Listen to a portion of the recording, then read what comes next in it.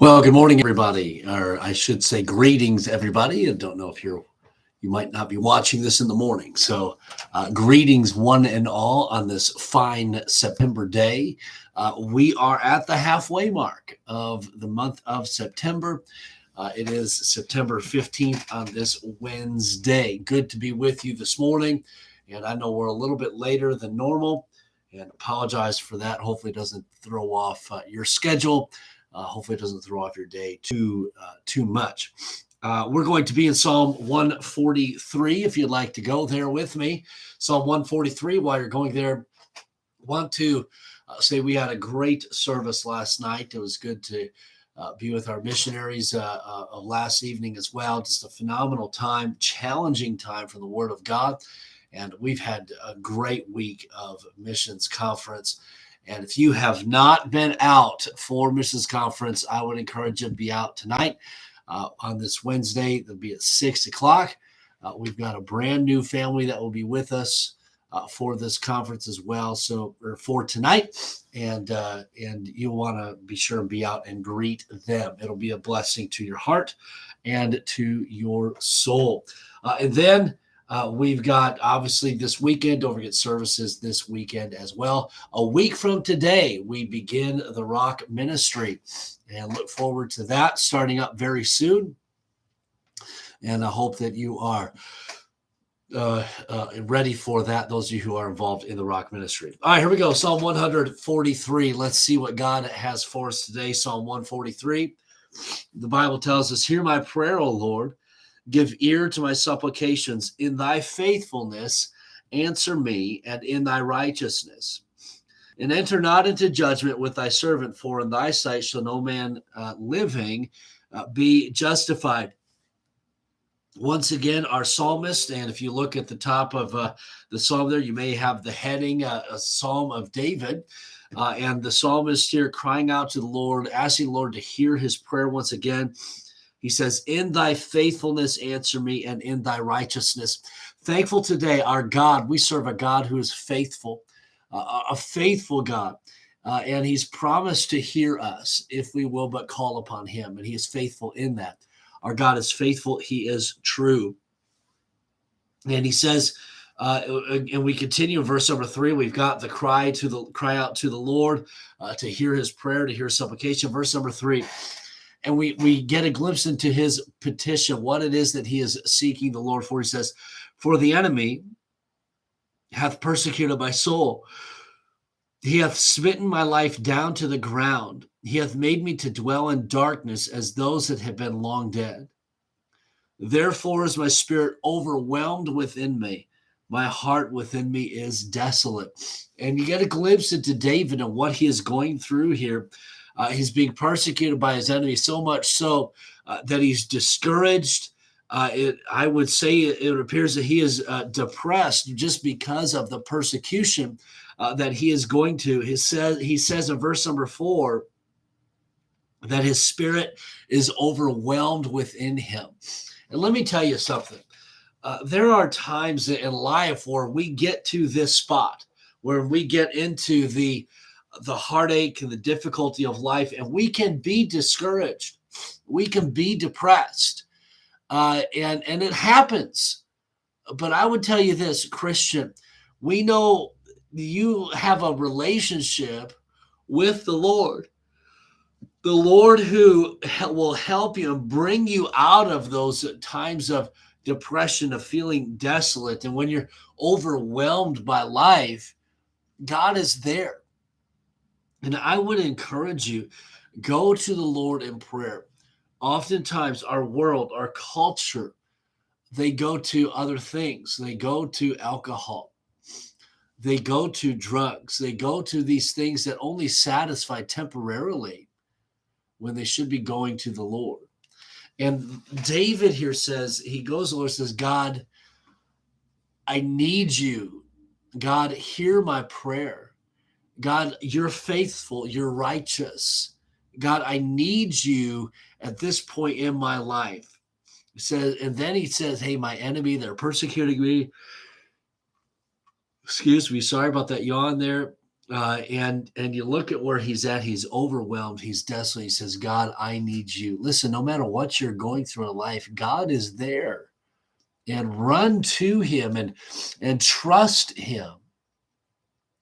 You look at verse number 5, the psalmist here, after giving this petition, he says, hey, God, I need you. God, I'm being persecuted. God, I'm overwhelmed. I'm discouraged. I'm depressed. And then we see kind of a little bit of a turn in the psalmist here. He says, I remember the days of old. I meditate on all thy works. I muse on the work of thy hands. So David says, God, I'm discouraged. God, I can't do this. I'm overwhelmed by the persecution I'm in. And then he pauses and he says, you know what, God? I remember how you fought for me in the past. God, I remember the victories of yesterday, of last month, of last year. God, I remember.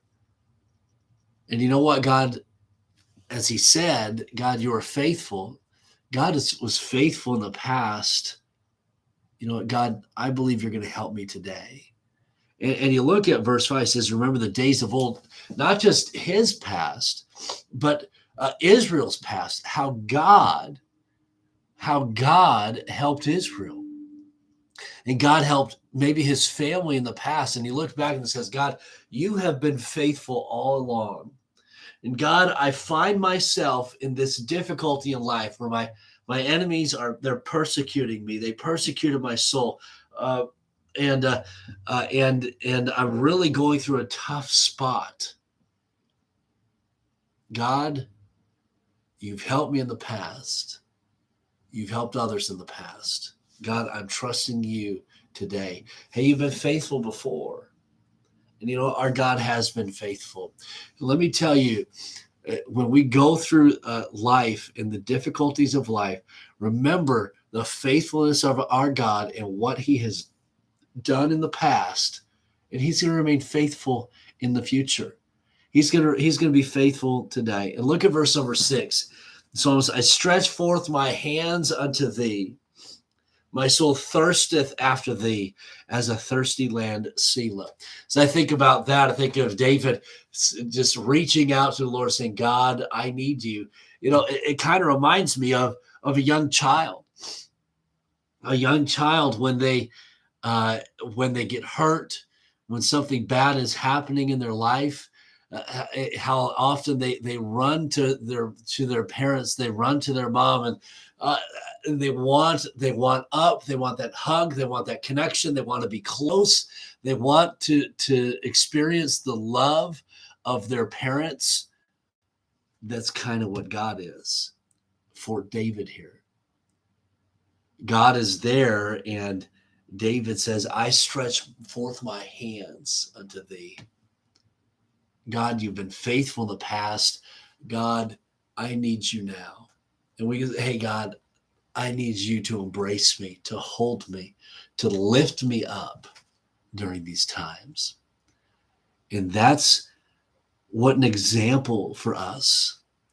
I don't know if you're at the point to where you would say, I'm being persecuted. My soul's being persecuted by my enemy. I don't know if you're at that point, but I do know that there are tough days in this life. And run to the Lord with your arms open and stretch forth and say, God, I need you to carry me through. And you know what? He's been faithful in the past. He'll be faithful today. He'll be faithful tomorrow. The real question in faithfulness is not so much God's faithfulness, but rather our faithfulness. Sometimes, and to just throw this out there, sometimes it is our own poor decisions. It is our sin that has led us into the difficulty in life that we find ourselves in. And I would encourage you, let's be faithful to God, not put ourselves in those predicaments because of our sin and our poor decision making. But rather, when God brings that trial into our life, guess what? He strengthens us for the trial. He's there guiding us through the trial. And that's what the psalmist recognizes. God says, God, my enemies are persecuting me. I'm discouraged. I'm depressed. I need you, Lord. You've helped in the past. Help me today, please. And thankful for a God that loves us. All right, we'll finish out the rest of this psalm tomorrow. There's a lot in the next 6 verses. If you read ahead, there's a lot of great truth, man. There's a lot of, if I could put it this way, just kind of a lot of jabs from David. All right, hey, cause me, deliver me, teach me, quicken me, and so on. And I don't want to get ahead of myself, but man, that'll be tomorrow, and look forward to that. Want to encourage you, have a great day today. Like and share as you have opportunity. Once again, I'm sorry we're a little bit late here today, and was doing a little something this morning here at the church, and just kind of got a late start on this. So I apologize for that. Lord willing, we'll be back to our normal schedule tomorrow. Let me give a few shout outs here. Good to see my wife on, Ingrid, and thank you for watching and listening. The kids listening, I am sure. Jody, a good morning to you. Thank you for being on live at least. And then Cliff and Karen, good morning to you. Sorry, I'm a little bit late today, but thank you for watching this morning.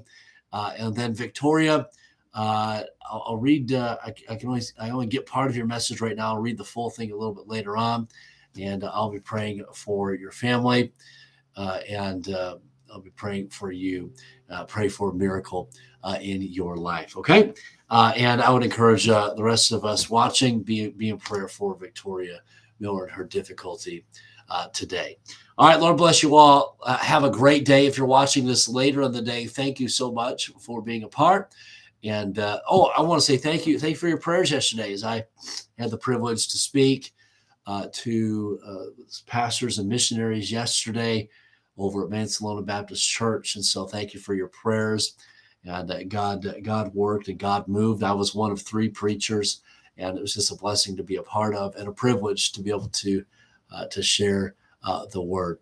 All right, Lord bless you all, and we'll see you, Lord willing, tonight for services, and then tomorrow for our Power Up time.